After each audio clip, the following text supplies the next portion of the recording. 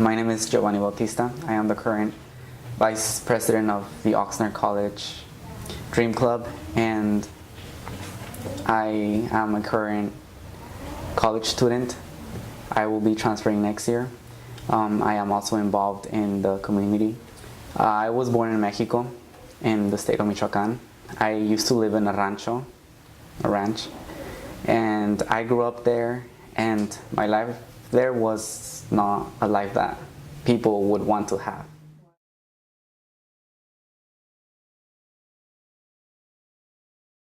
By the time I didn't really care, because I knew that we needed something to eat, we needed to pay the bills, we needed water, we needed the energy to be able to see at night. So I didn't really care because I didn't think education was that important, because in the culture where I come from, the culture of the poor, education is not such a big deal. The big deal is being able to have something to eat every day and being able to survive.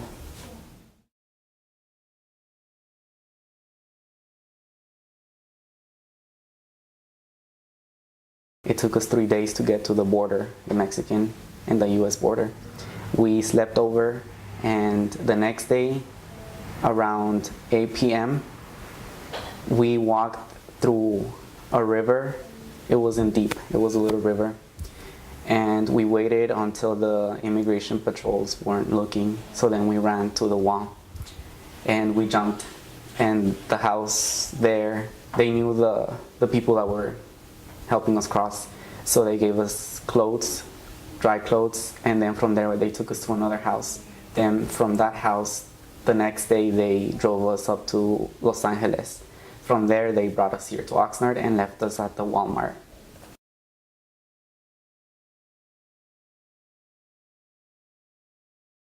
I wasn't a good student. One of the reasons was because of the language, and I felt intimidated because the other students had already been here, so they would make fun of me, and I didn't want to go to school.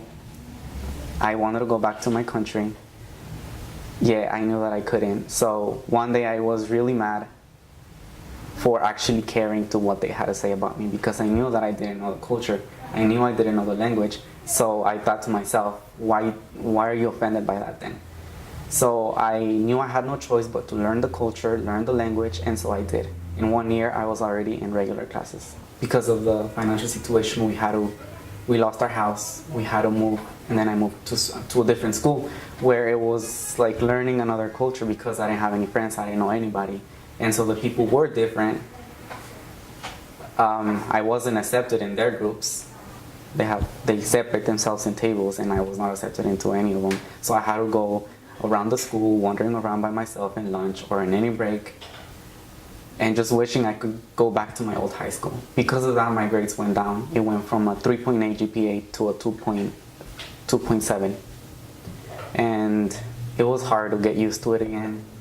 Until 11th grade, my junior year in high school, I started meeting people who were involved with other organizations and clubs outside, and told me about community service and about transferring, getting to the university, and that's where I started.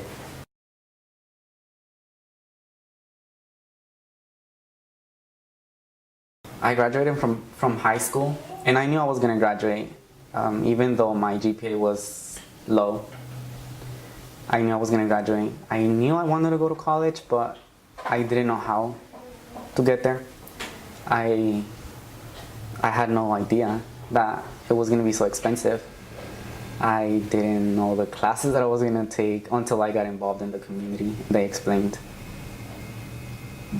to me what college was, how to get there, and I met the different organizations who told me about scholarships.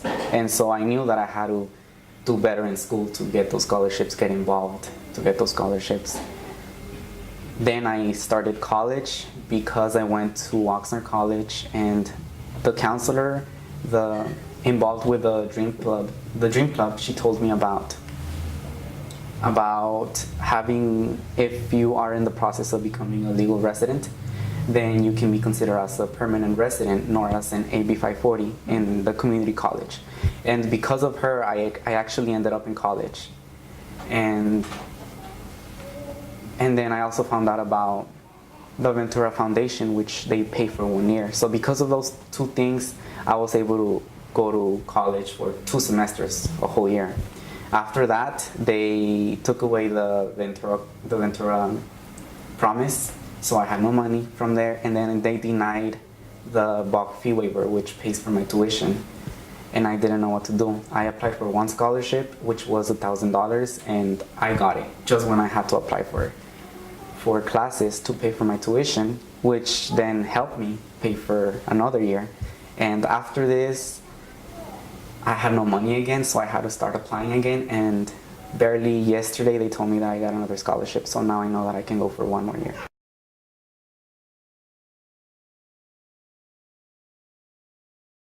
For my career, I have chosen communications.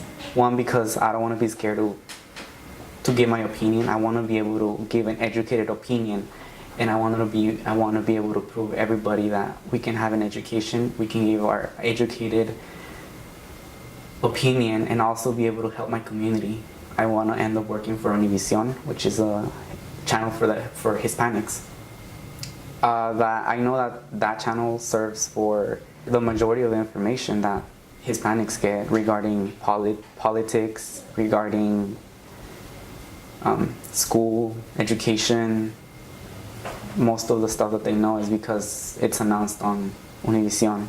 I want to be able to tell them the news through there and inform them, because even though we are progressing, we still need a lot of information and work.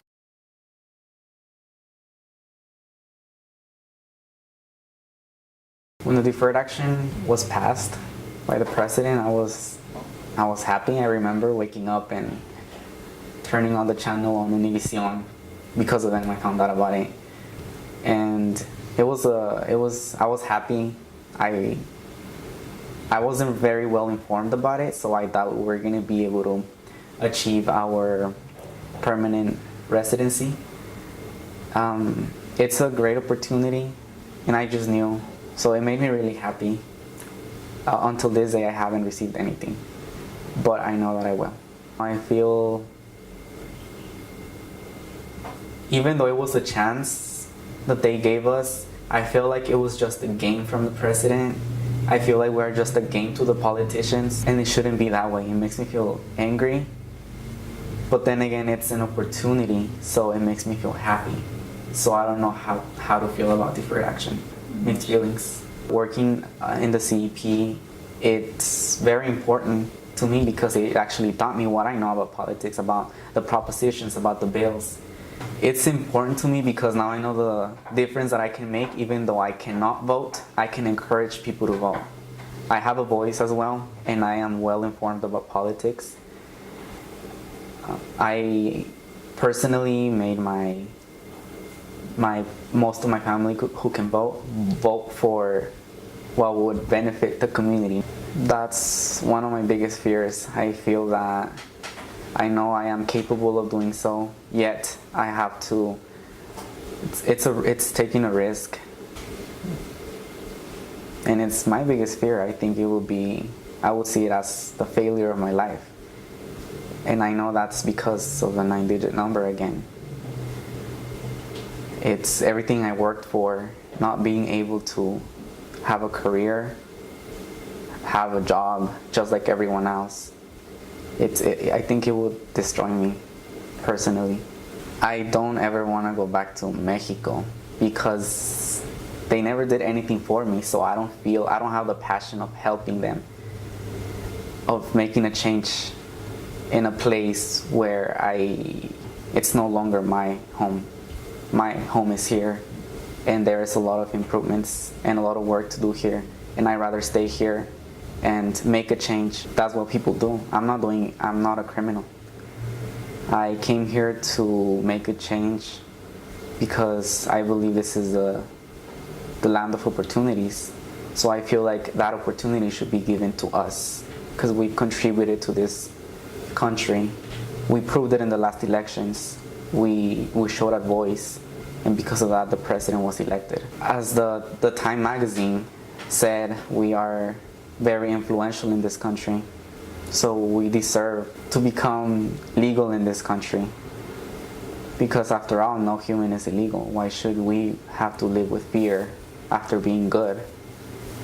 It's just the stereotypes that make us look bad. Yet we prove something else when people meet us. It was worth coming into this country because I know that if I wouldn't have come to this country, I would either be married, I wouldn't be in school, I would probably be a drunk. There's just no opportunities over there for the poor. As of right now, I am neither of those, and most of my family, they're surprised with all my accomplishments, being able to go to college and get scholarships, participate in events such as lobbying. I don't think I would have ever done that. That was a very good experience. So I can say it was like a big accomplishment. I would have never pictured myself in the state capitol building. One, because of my legal status, and two, because I've never believed I could make it there, and I did. And so being there, it made me feel proud of myself, and once I was there, it hit me. You're advocating for your community, you're making a change. Even though you don't have a social security number, you can still make a change.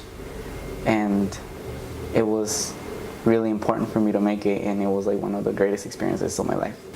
Not being able to apply for financial aid makes me mad because there's people out there who choose not to apply, not to have an education. So I don't understand why, if we want to have an education, if we want to be someone in this life, why do we not have the chance to apply for financial aid? Because it's really important, enable for us to complete our careers. I have never actually thought about this, but I think the first thing that I would do is apply for FAFSA and just look forward to becoming a citizen and be able to vote.